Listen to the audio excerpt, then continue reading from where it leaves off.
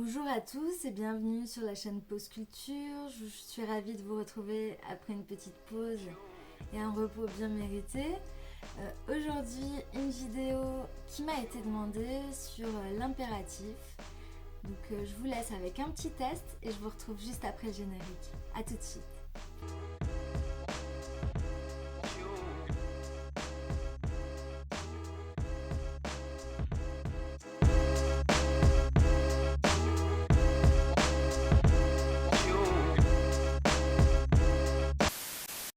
L'impératif, c'est un mode, comme l'indicatif, le subjonctif. Donc, à l'intérieur de ce mode impératif, on peut trouver deux temps. Il existe l'impératif présent, par lequel nous allons commencer, et l'impératif passé. Petit clin d'œil aux commentaires. Alors, on utilise souvent l'impératif pour donner un ordre ou formuler une interdiction. Quand on parle de donner un ordre, c'est au sens large parce que par exemple, dans les recettes de cuisine, verser la pâte, couper les légumes, etc., c'est aussi de l'impératif. Donc, quand on parle d'ordre, c'est un ordre au sens large. Par exemple, la phrase « va chez le médecin si tu es malade », on va utiliser ici de l'impératif. Comment se construit ce temps? Déjà, ce temps, il n'y a que 3 personnes. Donc, tu, nous et vous. On va trouver le tu, la deuxième personne du singulier, le nous et le vous qui sont les premières et deuxième personnes du pluriel.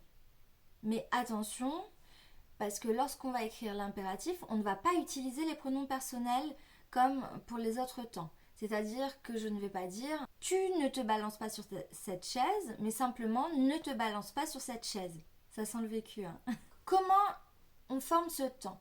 Pour former ce temps, on va utiliser le présent de l'indicatif, on va juste enlever le pronom. Par exemple, ne franchis pas cette ligne, donc c'est le verbe franchir. Je vais utiliser la même conjugaison que pour tu franchis au présent de l'indicatif. Je vais donc garder le S et simplement enlever le pronom personnel.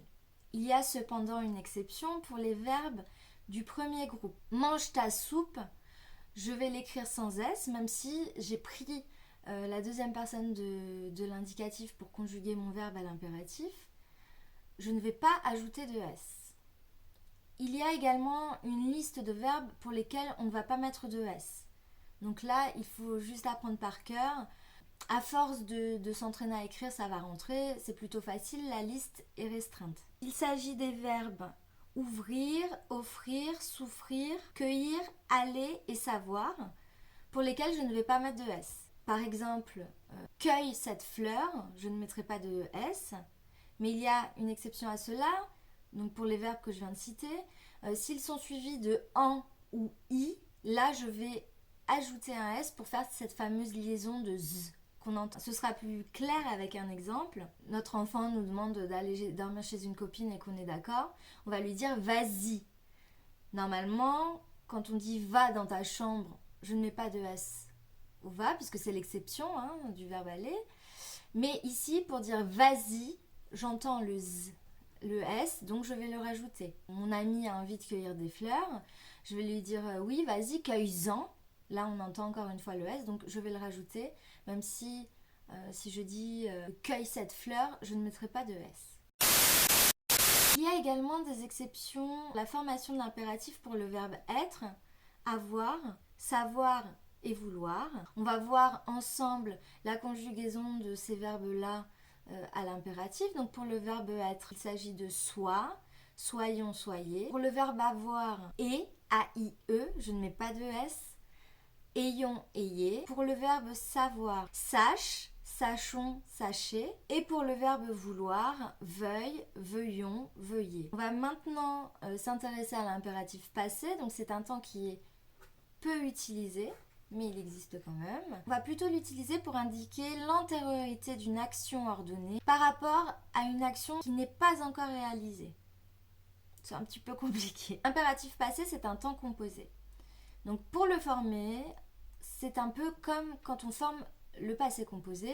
Donc on va utiliser l'auxiliaire être ou l'auxiliaire avoir, suivi du participe passé du verbe. La différence, puisqu'on a l'impératif, c'est que l'auxiliaire être et avoir vont être conjugués à l'impératif. Je rappelle les formes. Pour le verbe être, c'est soit, soyons, soyez. Et pour le verbe avoir, c'est et, ayons, ayez. Si je veux, par exemple, conjuguer le verbe rentrer à l'impératif passé, à deuxième personne du singulier, je dirais soit rentré avant minuit. Comme au passé composé, lorsque le verbe précédé de l'auxiliaire être, je vais l'accorder. Donc si c'est la marraine qui parle à Cendrillon et qui lui dit soit rentré avant minuit, à la fin de rentrer, je mettrai et e. Au contraire, si j'écris et fini le ménage avant de sortir, là cette fois c'est la belle-mère de Cendrillon qui lui parle, on ne mettra pas de e après fini puisqu'il est précédé de l'auxiliaire avoir. Alors j'espère que l'impératif n'aura plus de secret pour vous. Je vous invite à liker cette vidéo, à me laisser un petit commentaire, ça me fait toujours plaisir de vous lire. N'hésitez pas à suggérer des idées de vidéos ou simplement à exprimer vos besoins. Et bien sûr, comme d'habitude, on partage cette vidéo. Moi je vous dis à bientôt pour une nouvelle vidéo. Ciao ciao!